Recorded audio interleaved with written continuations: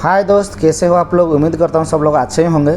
आज टॉपिक हमारा है कि दुबई में या गल्फ़ कंट्री में, दुबई सेम गल्फ़ कंट्री जितना भी है, कतर हो, सऊदी हो, ओमान हो, कुवैत हो, सबका सैलरी जो है ना सेम लगभग। करेंसी चेंज है लेकिन सैलरी का जो सैलरी होता है हम लोग कन्वर्ट करेगा इंडियन रुपीज़ में तो सेम उतना ही होएगा। सही है। तो वो सैलरी पैकेज क्या होता है, बहुत सारे आदमी मुझे कमेंट्स भी किया था कि हमको ये ट्रेड में काम करेगा तो कितना सैलरी मिलेगा, ये ट्रेड का आदमी को कितना सैलरी मिलता है। तो उसका ऊपर मैं आज सोचा कि एक वीडियो बनाऊं, जैसे मेरा हज़ारों दोस्त लोग है, व्यूअर्स है, वो लोग सबको पता चल जाए कौन सा पोस्ट में कितना सैलरी मिलता है। देखिए, दो फील्ड है इधर। एक होता है फैसिलिटी मैनेजमेंट, जिसको हम लोग मेंटेनेंस कंपनी बोलता है, और एक होता है हमारा कंस्ट्रक्शन। उसमें हर चीज़, हर बिल्डिंग उसमें आ जाता है। जितना भी कंस्ट्रक्शन बिल्डिंग बनता है, वो रेसिडेंसी हो, ऑफिस हो, होटल हो, टावर हो, या कोई भी शॉपिंग मॉल हो, कोई भी फैक्ट्री हो, कोई भी किधर भी इंडस्ट्री एरिया हो, तो वो सबका कंस्ट्रक्शन लाइन में चला जाता है। और फैसिलिटी मैनेजमेंट बोलेगा तो जितना मेंटेनेंस कंपनी होता है वो उसमें चला जाता है। तो इधर दो लाइन है। सही है। तो दो डिवीज़न में हम लोग को इधर डिवाइड किया गया है, जो हम लोग को जॉब करने के लिए, काम करने के लिए। लेकिन सैलरी दोनों का अलग अलग है। इसमें इलेक्ट्रिशियन, इसमें भी इलेक्ट्रिशियन, इसमें टेक्नीशियन का सैलरी अलग रहेगा, इसमें भी अलग रहेगा। सही है। हाँ, बहुत सारे कंपनी में अलग अलग मतलब सैलरी का पैकेज है, लेकिन उसमें थोड़ा बहुत इधर उधर है। लेकिन मोटा मोटी जो है ना, फाइनली इतना एक टेक्नीशियन को मिलना है तो लगभग सेम सब कंपनी में उतना ही होता है। तो मैं आप लोग को बता रहा हूँ, आप लोग ध्यान से सुनिए। शुरू करेंगे हम लोग एक हेल्पर से। देखिए, दुबई या यूएई गल्फ़ कंट्री, हम लोग ऐसा नहीं है कि हम लोग को काम मालूम हो, हम लोग मिस्त्री बने, हम लोग सुपरवाइज़र का कोर्स करें, उसके बाद हम लोग पढ़ा लिखा करें फिर हमको जॉब मिलेगा। ऐसा नहीं है। एक हेल्पर को भी मिलेगा जिसको कुछ मालूम नहीं है, उसको भी जॉब मिलेगा, लेकिन वो हेल्पर के लिए ट्राई करने का। वो हेल्पर है, उसको इतना मालूम नहीं है और झूठ मूठ में बोल देगा मैं प्लम्बर हूँ या मैं इलेक्ट्रिशियन हूँ, मैं इलेक्ट्रिकल में काम मालूम है, वो तो फिर इंटरव्यू फेल होगा, उसको जॉब कभी भी नहीं मिलेगा। हेल्पर है तो हेल्पर के लिए बोलिए मैं हेल्पर में जाना चाहता हूँ। तो हेल्पर के लिए जो सैलरी है यूएई में, अभी यूएई नहीं पूरा गल्फ़ कंट्री में आपको 700 से 800 दिरहम सैलरी मिलेगा यहाँ का, जो इंडिया का लगभग अभी का करेंसी का हिसाब से आपको 18,000 20,000 तक हो जाएगा। सही है। एक हेल्पर को 700-800 कैसे मिलता है कि 700 उसका सैलरी या 800 उसका बेसिक सैलरी होता है। उसके बाद अलाउंस का थ्रू उसको और 100 या 200 मिलता है, और फूडिंग भी उसमें आ जाता है, जो 200 रुपया फूडिंग के लिए आ जाता है। तो कुल मिला के उसका एक हेल्पर का टोटल जो पैकेज बोलता है ना, वो 1,000 दिरहम सैलरी या 1100 दिरहम तक सैलरी तक भी आ जाता है, जो हेल्पर है। सही है। जो टेक्नीशियन है, ये कंस्ट्रक्शन फील्ड का बात मैं बोल रहा हूँ, पहले कंस्ट्रक्शन लाइन का मैं बोल देता हूँ, फिर आपको फैसिलिटी मैनेजमेंट का बताएगा।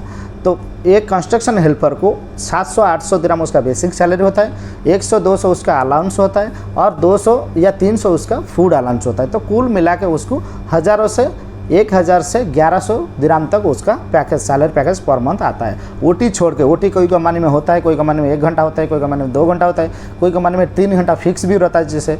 तो ऐसा नहीं है कि ओटी को हम मिलाया, ओटी अलग है। सही है। तो देखिए, हम लोग जो बेसिक सैलरी का ऊपर जाएगा तो ये 700 या 800 दिरहम उसको लगेगा, तो उसको इंडिया का 16,000-17,000 रुपया हर महीना वो कमा सकता है, एक हेल्पर को, बाकी सब छोड़ के। सही है। उसके बाद आ गया हमारा असिस्टेंट टेक्नीशियन। असिस्टेंट जो टेक्नीशियन होता है, कोई भी ट्रेड का हो, प्लम्बिंग हो, डक्टिंग हो, एसी हो, चिल वाटर पाइप फिटर हो या इलेक्ट्रिशियन हो, तो उसको कितना सैलरी देता है। वो आधा मिस्त्री है, आधा काम उसको मालूम है, उसको कंपनी 900 दिरहम सैलरी देता है। 900 से 1,000 दिरहम तक उसको सैलरी देता है, जो बेसिक सैलरी होता है। फिर 100-200 उसको अलाउंस देता है, और 200 या 300 उसको फूड अलाउंस देता है। 200 या 300 फूड अलाउंस में किसके लिए बोल रहा हूँ, कोई कंपनी खाने के लिए जो फूड अलाउंस होता है 200 देता है, कोई कंपनी 300 देता है। तो इसके लिए मैं पूरा टोटल का हिसाब से एक आंकड़ा मैं बता रहा हूँ, ऐसा नहीं है हर एक कंपनी का अलग अलग बता रहा हूँ। जो मैं ये चीज़ जो होता है ना, ये टोटल का ऊपर होता है। इसमें थोड़ा बहुत आगे पीछे बहुत कम मार्जिन में डिफरेंट होता है, लेकिन आपका नॉलेज में यही होना चाहिए कि हम गल्फ़ जाएंगे काम करने के लिए, हमारा टैलेंट यही है, हमारा पोस्ट यही है, तो हमको इतना अंदर सैलरी मिलेगा। सही है। कभी भी आप इंटरव्यू करेगा तो आपको पूछा जाएगा तो आप ये सैलरी आपको बता सकता है। तो ये हो गया हमारा असिस्टेंट टेक्नीशियन का। सही है। असिस्टेंट टेक्नीशियन को पैकेज, जो फुल मंथ का पैकेज जो ओवर टाइम को छोड़ के जो आता है, वो 1200 तक मिलेगा। सही है। उसका सैलरी, उसका अलाउंस और उसका फूड अलाउंस टोटल मिला के 1100 से 1200 तक उसको मिलेगा। मतलब हेल्पर से 100 या 200 दिरहम ज़्यादा उसको मिलेगा। बाकी जो टेक्नीशियन है, एक्सपीरियंस वाला है, काम मालूम है और बढ़िया टेक्नीशियन है, उसका सैलरी तो इधर कंस्ट्रक्शन फील्ड में रहता है 1200 दिरहम, 1,000 दिरहम बेसिक और 1200 दिरहम भी बेसिक रहता है। फिर उसके बाद 300 दिरहम 200 दिरहम खाने का रहता है, अलाउंस 100-200 दिरहम रहता है। मतलब कुल मिला के उसको 1500 दिरहम तक उसको आ जाता है। 1500 दिरहम तक उसको उसका सैलरी, उसका अलाउंस और उसका फूड अलाउंस, ये तीनों मिला के उसको 1500 दिरहम तक आ जाता है। प्लस उसका ओवर टाइम जो हिसाब से चलेगा पर डे 1 घंटा या 2 घंटा काम का हिसाब से, प्रोजेक्ट का हिसाब से, काम का लोड का हिसाब से ओवर टाइम कम ज़्यादा होता है, वो अलग है। सही है। तो मतलब हम ओवर टाइम को छोड़ के बात करेंगे तो 1500 दिरहम उसको मिलेगा एक टेक्नीशियन को, जो इंडिया का अभी हम लोग को 32,000 रुपया इंडिया का होता है। सही है। ऐसा हर कंट्री में, आप लोग श्रीलंका से देख रहा है या नेपाल से देख रहा है तो पाकिस्तान से देख रहा है तो आप लोग अपना करेंसी के हिसाब से आप उसको कैलकुलेशन कर सकता है। सही है। तो ये हो गया हमारा हेल्पर और असिस्टेंट और टेक्नीशियन। सही है। उसका बाद हम लोग टीम लीडर, जो चार्जेंट भी बोलता है या टीम लीडर भी बोलता है। चार्जेंट मतलब जो पूरा चार्ज ले लिया, जो उसका टीम है उसका चार्ज उसको हैंडल करना है, उसको चार्जेंट बोलता है। कोई कोई कंपनी में उसको टीम लीडर या ग्रुप लीडर बोलता है। तो ग्रुप लीडर क्या होता है ना, वो जो टेक्नीशियन होता है ना, वो सीनियर टेक्नीशियन होता है। जैसे ये फील्ड में वो 5 साल 3 साल काम कर लिया, उसको थोड़ा क्वालिफिकेशन अच्छा है, पढ़ा लिखा है, उसका पास ITI है या डिप्लोमा है, तो वो लोग जल्दी टीम लीडर बन जाता है। तो टीम लीडर को कितना सैलरी देता है? कोई भी कंपनी में टीम लीडर को 1200 दिरहम बेसिक, 1200 कोई 1300 देता है, प्लस उसको 200-300 अलाउंस देता है और खाने के लिए 200-300 देता है। मतलब 1500 से 1800 दिरहम तक उसका पर मंथ सैलरी आता है, फुल पैकेज और ओवर टाइम छोड़ के। ओवर टाइम होगा तो फिर उसका वो हिसाब से उसका ओवर टाइम बन जाएगा। ओवर टाइम में 100 दिरहम, 200 दिरहम, 300 दिरहम बेसिक सैलरी का ऊपर से ओवर टाइम कैलकुलेशन होता है, तो वो उसको आ जाएगा। लेकिन जो टीम लीडर है उसको 1500 से 1800 दिरहम सैलरी पर मंथ आएगा। ये हो गया हमारा कंस्ट्रक्शन फील्ड में। कंस्ट्रक्शन फील्ड में जो फोरमैन सुपरवाइज़र होता है, फोरमैन सुपरवाइज़र इंजीनियर, वो लोग का कितना सैलरी होता है? देखिए, जो सैलरी पैकेज है फोरमैन को मिनिमम 2500 से 2500 मतलब 2500 से 4500 तक या 5000 का अंदर ही रहता है। कोई कोई कंपनी में, सब कंपनी में अलग अलग पैकेज रहता है। किसी कंपनी में फोरमैन का 2500 सैलरी होता है, किसी कंपनी में फोरमैन का 3500-3000 सैलरी होता है, किसी कंपनी में 4000-5000 भी होता है। सही है। ये होता है सैलरी पैकेज, मतलब पूरा कंपनी का। कोई कोई कंपनी, एक कंपनी दे देता है 6000-8000 सैलरी कोई कोई फोरमैन को, वो बात मैं नहीं बता रहा हूँ। सही है। वो बहुत कम है, वो आपको नहीं मिलेगा। लेकिन नॉर्मली जो भी कंपनी में आप काम करने के लिए जाएगा, फोरमैन का बेसिक सैलरी 2500 होता है। वो स्टाफ कैटेगरी में चला जाता है, वो 2500, 3000, 3500, 4000, 4500 और 5000, ये उसी का अंदर वो सैलरी रहता है। लेकिन ये सैलरी ऐसा डिफरेंट क्यों है? फोरमैन है तो फोरमैन है, एक ही सैलरी होना चाहिए, ऐसा डिफरेंट क्यों है?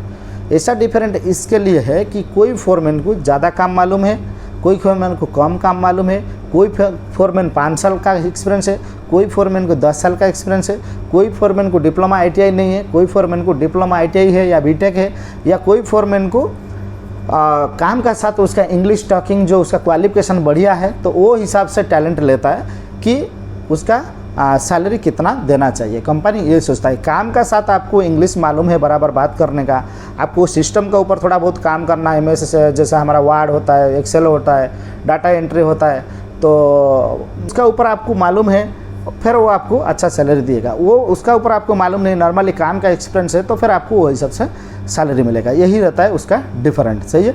एक्सपीरियंस का ऊपर हमको अपना टैलेंट का ऊपर वो रहता है। लेकिन स्टार्टिंग जो है मैं यही बता दिया, 2500 से 2500 से लेकर 5000 तक फोरमैन का सैलरी रहता है। सही है।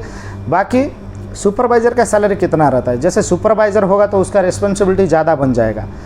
सुपरवाइज़र का रिस्पॉन्सिबिलिटी क्या ज़्यादा बन जाएगा? उसको ऑफिस का काम भी करना पड़ेगा। ऑफिस में जो भी है, जैसे डॉक्यूमेंट्स का काम हो गया, सिस्टम में उसको हर काम का अपडेट करना पड़ेगा, क्वांटिटी निकालना पड़ेगा, मटेरियल ऑर्डर करना पड़ेगा, ड्राइंग के लिए अप्लाई करना पड़ेगा, इंजीनियर और मैनेजर और कंसल्टेंट के साथ बात करना पड़ेगा, और बाकी पूरा टीम को गाइड करना पड़ेगा। एक सुपरवाइजर के अंदर 3-4 फोरमैन रहेगा, 3-4 फोरमैन का अंदर 50-100 आदमी रहेगा। सही है। तो वो काम करता है। उसका बाद में भी वो हर मीटिंग अटेंड करता है, तो उसका थोड़ा हाई लेवल हो जाता है। प्रोजेक्ट का काम का साथ साथ में उसको ऑफिशियली काम भी करना पड़ता है। तो इसके लिए उसका जो सैलरी होता है स्टार्टिंग 4000 होता है, 4000, 5000, 6000, 7000, 8000 दिरहम तक भी होता है। सही है। जो सुपरवाइज़र है उसका सैलरी 4000 से लेकर 8000 तक होता है।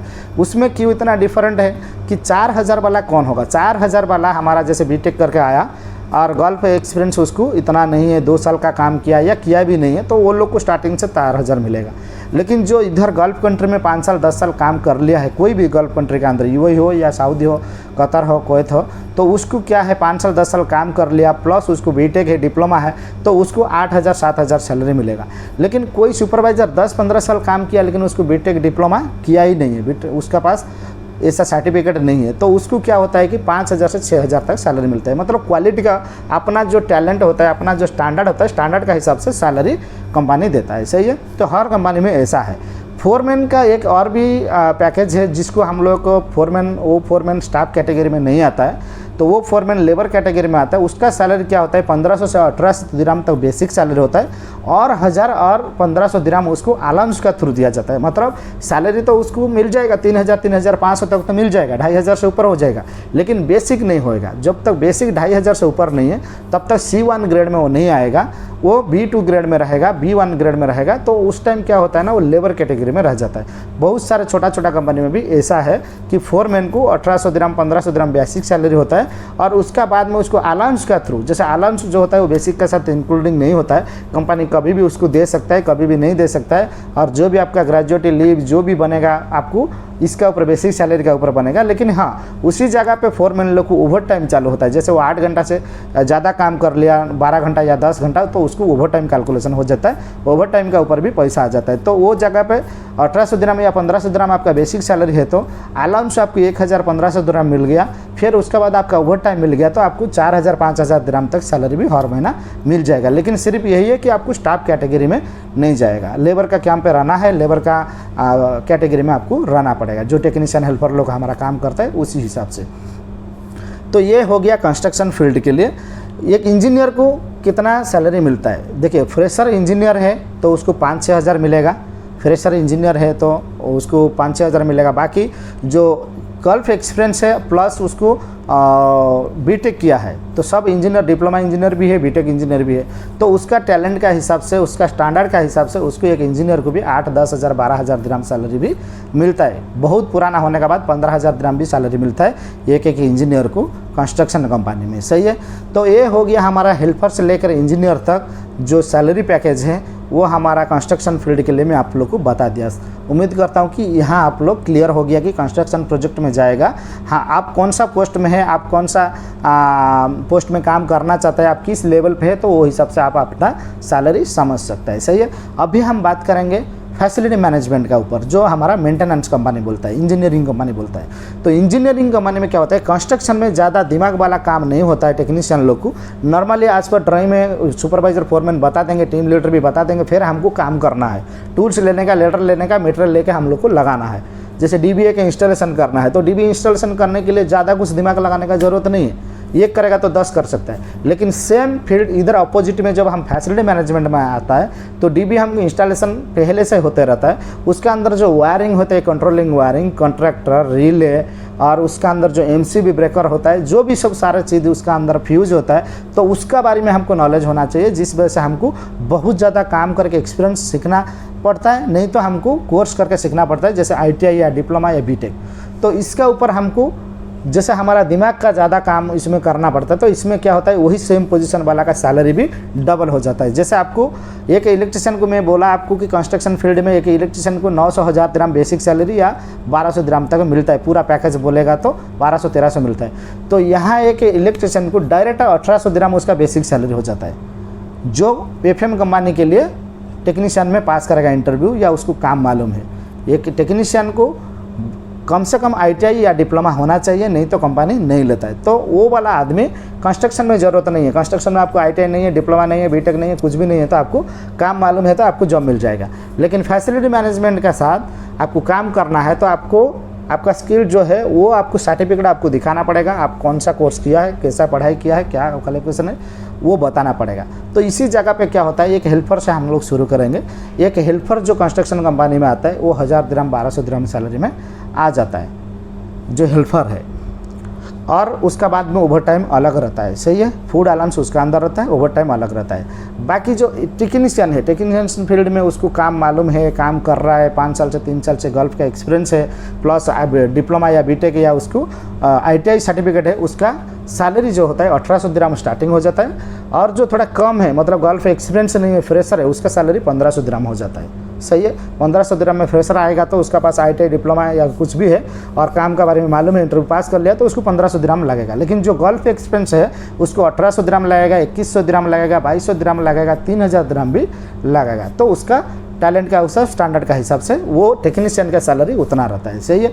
उसका बाद में हम लोग देखेंगे उसमें जो टीम लीडर आता है, जो ग्रुप लीडर टीम लीडर होता है फैसिलिटी मैनेजमेंट कंपनी में, उसका सैलरी कितना होता है। देखिए टीम लीडर जो होता है वो जैसे कंस्ट्रक्शन फील्ड में सुपरवाइज़र फोरमैन का लेवल का उसको काम मालूम होना चाहिए, उतना टैलेंट होना चाहिए, थोड़ा डॉक्यूमेंट्स के ऊपर कंप्यूटर के ऊपर काम भी सिस्टम में उसको काम मालूम होना चाहिए। तो ऐसा बंदा वो टीम लीडर में आदमी कंपनी लेता है, तो वो कंपनी में उसको कितना सैलरी देता है, 3,000, 3,500, 4,000 तक उसको सैलरी मिल जाता है, जो फैसिलिटी मैनेजमेंट का टीम लीडर है। फैसिलिटी मैनेजमेंट का कंपनी में ज़्यादातर फोरमैन नहीं रहता है, टीम लीडर के बाद डायरेक्ट सुपरवाइजर रहता है। तो सुपरवाइजर का सैलरी कितना होता है, डायरेक्ट फैसिलिटी मैनेजमेंट सुपरवाइजर का सैलरी 6,000 हो जाता है, 6,000, 8,000, 10,000 हो जाता है। तो उनको बीटेक होना चाहिए साथ में, और उसके ऊपर उनको काम का एक्सपीरियंस, गोल्फ का एक्सपीरियंस 2 साल से ज़्यादा होना चाहिए, नहीं तो उनको इतना सैलरी नहीं मिलेगा। वो भी 4,000, 5,000 रुपये में, फ्रेशर है तो 4-5 हज़ार रुपये में काम करना पड़ेगा, सही है। तो ये हो गया सुपरवाइज़र का सैलरी। और इंजीनियर का सैलरी जो होता है फैसिलिटी मैनेजमेंट में, एक इंजीनियर बहुत सारे साइड का टेंशन लेता है, बहुत सारे साइड का काम को हैंडल करता है, और उनका टैलेंट भी उतना होना चाहिए, बीटेक और काम का गोल्फ का एक्सपीरियंस 10 से 15 साल होना चाहिए। उनको 15,000 से 20,000 दिरहम तक सैलरी उनको मिलता है, जो फैसिलिटी मैनेजमेंट कंपनी का इंजीनियर में काम करता है। प्लस उनको कंपनी वीसा देता है, फैमिली वीसा भी देता है, गाड़ी भी देता है, रहने के लिए रूम भी देता है बाहर में, वो अलग से, सही है। तो ये होता है हमारा फैसिलिटी मैनेजमेंट। और हमारा कंस्ट्रक्शन फील्ड में जितना भी हम वर्कर लोग हैं उन लोग का बेसिक सैलरी प्लस उनका मंथली जो पैकेज है उस टोटल सैलरी का ऊपर मैं आप लोग को बताया।